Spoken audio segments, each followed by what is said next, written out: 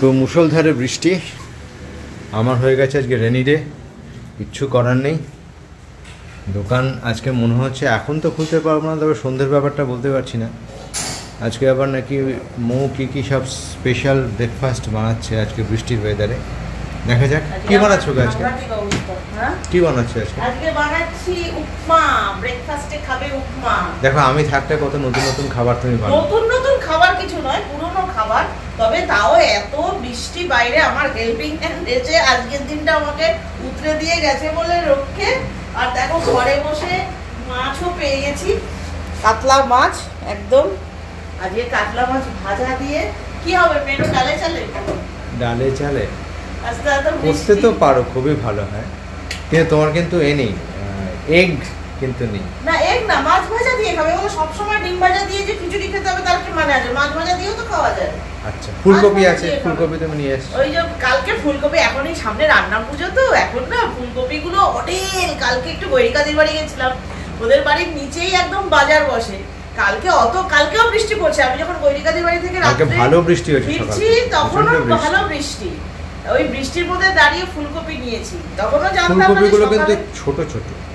হ্যাঁ ফুলকপির সাইজ ছোট, কিন্তু ফুলকপিগুলো ভালো, নরম কপি, ভালো কপি। দাম কিরকম ছিল?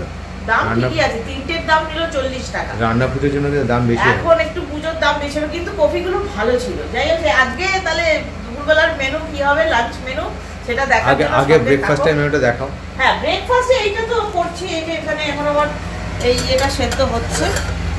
একটু ফ্ল্যাশ লাইটটা অন করে নাও, নাহলে ওরা দেখতেই পাবে না।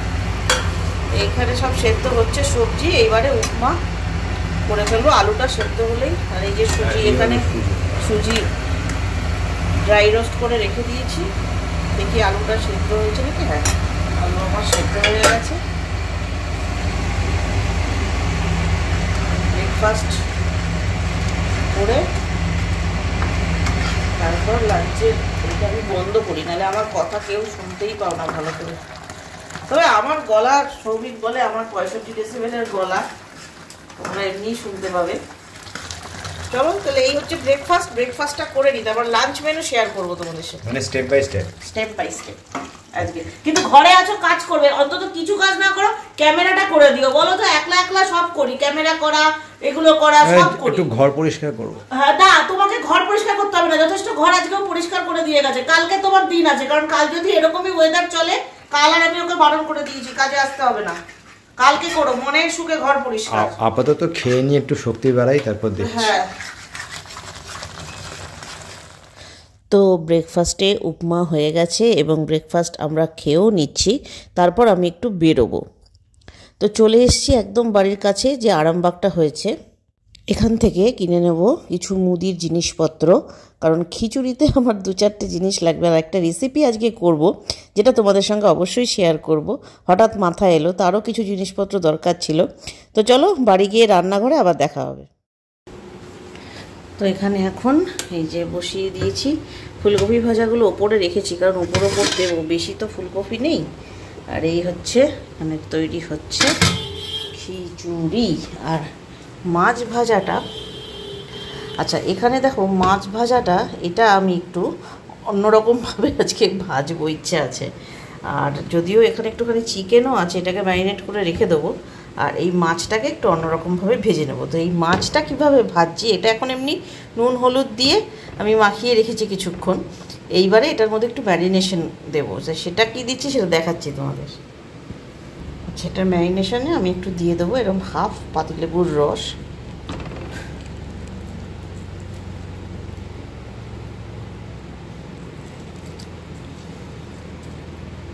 অবশ্যই এই সিডগুলো তুলে ফেলে দিতে হবে।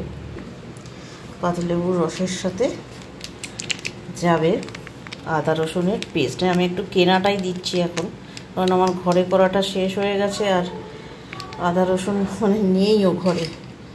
এইবারে দিয়ে দেবো একটুখানি লঙ্কার গুঁড়ো, এটা একটু ঝাল হবে, এখানে গোলমরিচ গুঁড়োও দেওয়া যেতে পারে, তবে আমি একটুখানি ডাইরেক্ট যেহেতু শুকনো লঙ্কা এটা ঝাল সেটা অ্যাড করছি, তাই জন্য আর গোলমরিচ দেব না। একটু ঝাল ঝাল করেই করবো মাছ ভাজাটা। তো এইগুলো দিয়ে এবার আমি ভালো করে মাখিয়ে কিছুক্ষণ রেখে দেবো এটাকে, একটু সময় বাইরেই রাখছি, ফ্রিজে রাখার দরকার নেই, কারণ এর মধ্যে একটু বেসন দেব, একটু অ্যারারুট দেবো, এইসবগুলো দিয়ে আর কি এটাকে একটা ব্যাটার মতো একবারেই মেখে করে নিয়ে একটু ড্রাই করব। ব্যাটারটা কিন্তু একদম পাতলা হবে না। এই জন্য দেখো সব কটা পেটির পিস নিয়েছি আমি, এরকম ভাজাটা হবে বলে সবকটাই কিন্তু এখানে পেটির পিস আছে। এটাকে চাপা দিয়ে রেখে,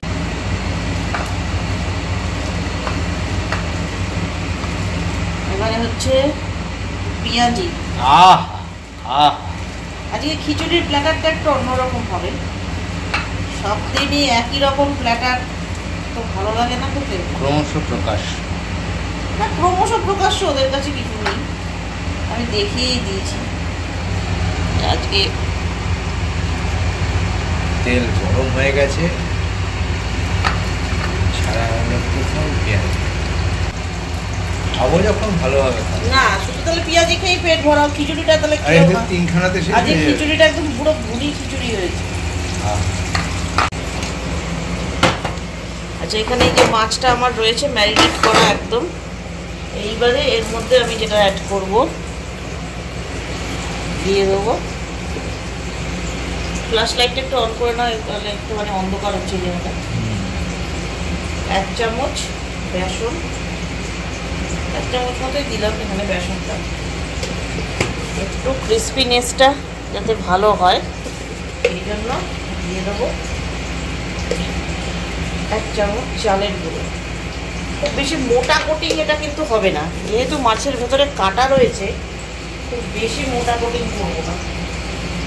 আচ্ছা, আর যেটা দেব এই সামান্য পরিমাণ চাট মশলা,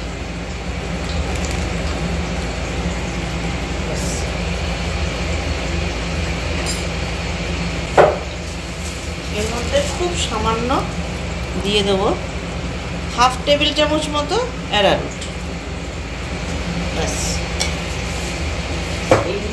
সোজা এবারে মেখে মেখে ছেড়ে দেবো।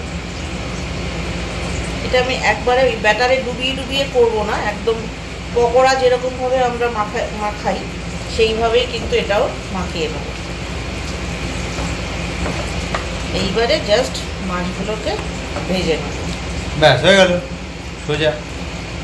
করো না দাঁড়িয়ে নিজে, সকাল থেকে তো বাড়ি আছো বলে মনে হচ্ছে না। বাড়িতে থাকলে লোকেরা কাজ করে।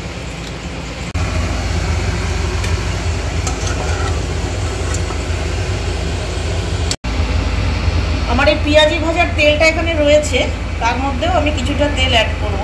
তেলটা একটু গরম করে নেব। মাছে পেঁয়াজের গন্ধ যাবে। তুমি বকবকটা কম করো, এই জন্য তোমার ক্যামেরা করার ঝামেলাও অনেক। না, কিচ্ছু হবে না, চুপ করে দাঁড়াও।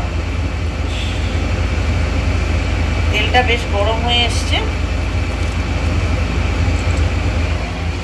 এইবারে এই যে মাছগুলো দেখো একদম সুন্দরভাবে কোট হয়ে গেছে। এবারে একটু আঁচটা মিডিয়াম রেখে আমি মাছগুলোকে ছাড়বো। এরকম করে মাছ ভাজা করে খেয়ে দেখতে পারো, দুর্দান্ত লাগবে। তুমি মুখটা বন্ধ করবে একটু ক্যামেরা করার সময়। আমি একটা রান্না করি, তোমার রান্না যারা দেখেছিল তারা পালিয়ে গেছে আমার চ্যানেল থেকে। মাছ মাংস ডিম সব একসাথে একটা ঝোল করবো করে নিজে খেয়ে ওটা। কি বলছো? তাহলে মাটনের গন্ধ চিকেনে ঢুকবে, চিকেনের গন্ধ মাছে ঢুকবে, মাছের গন্ধ চিকেনে ঢুকবে, মাছের গন্ধ মাটনে ঢুকবে। অদ্ভুত টেস্ট হবে, অদ্ভুত অদ্ভুত মাল্টিপল টেস্ট। মাছটার সাথে চলে যাও না, তোমায় ঢুকে নেবে ওরা। আমি সব নতুন নতুন ইনভেন্ট করি, তোমাদের মতো এসব ছোটোখাটো দারুণই আমি। এইভাবে মাছগুলোকে আমি একটু আঁচ কমিয়ে এপিট ওপিট করে ভেজে নেবো। আঁচটা কিন্তু একটু কমিয়ে ভাজতে হবে, নাহলে ওপরটা তো ন্যাচারালি আগে ভাজা হয়ে যাবে আর ভেতরটা কাঁচা থেকে যাবে। তো বেটার এটা আমি একটুখানি হালকা, পুরো বন্ধ করছি না কিন্তু, তাহলে একদম স্টিম হয়ে যাবে। আচ্ছা, মাছটা কিন্তু দেখো আমি একটা পিঠ জাস্ট উল্টালাম একটু আগে, তো এরকম মতো হয়েছে। আরেকটু কিন্তু এবারে আর ঢাকা দেবো না, এবারে একটু আঁচ কমিয়ে ভালো করে মানে বেশ কড়া করে ভেজে নেবো।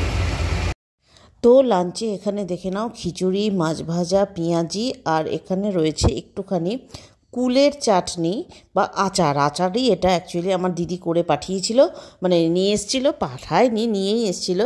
যাই হোক, সেটা আজকে শেষ হয়ে গেছে, উল্টো পাল্টা বকছি কারণ এখন খিদে পেয়ে গেছে খুব জোরে। এই ছিল লাঞ্চ মেনু, এবারে খাওয়া দাওয়া করবো। খাওয়া দাওয়ার পর বিকেলবেলার কি অ্যাক্টিভিটি সেটা তোমাদের দেখাবো। তো বিকেলবেলার অ্যাক্টিভিটি কিছুই না, আবারও রান্নাঘরে ঢুকে পড়েছি, কারণ দুপুরবেলার পেঁয়াজি খেয়ে কারোরই মনে শান্তি হয়নি, সেই জন্য আবার কিছু একটা পকোড়া টাইপস আমাকে ভেজে দিতে হবে। তো কি পকোড়া ভাজছি এখানে সেটা অবশ্যই একটা শর্ট ভিডিওর মাধ্যমে তোমাদের সঙ্গে শেয়ার করব। আর আজকের এই ভিডিওটা এখানেই শেষ করছি, নেক্সট ভিডিওতে তোমাদের সঙ্গে আবারও দেখা হবে। আজকের এই রেনি ডের ভিডিও তোমাদের কেমন লাগলো কমেন্ট সেকশনে অবশ্যই জানিয়ে ফেলো। সবাই খুব সাবধানে থেকো, সুস্থ থেকো। আজকের মতো টাটা, গুড নাইট।